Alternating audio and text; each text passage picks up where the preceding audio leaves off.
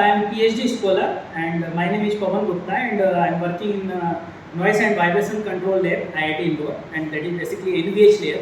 And here what I am doing, I am doing the natural frequency test using impact hammer. So what are the various setups and what are the configuration required to do impact test is very essential. So I am going to show you what are the various instrumentation required to do impact test.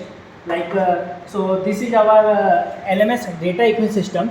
This is 16 channel LMS data equine system that is very important for taking the data and acquiring data. So and this is the laptop for acquiring the data. This is the impact hammer for impacting the any structure while doing natural frequency test. It is very important. So it is made of Dytran pulse impacts hammer company, and now I am going to show you the structure on which I am going to take the test. So this is our hemispherical shell of 0.72 meter diameter, and it is because it is very essential to do natural frequency test. Very essential requirement is to hang freely.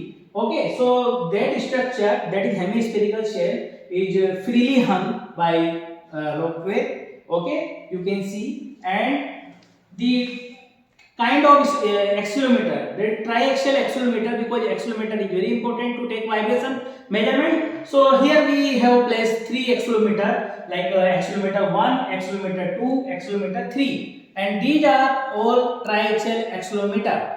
And while taking the measurement, we have to place these accelerometer at different position on this across the surface of this hemispherical shell.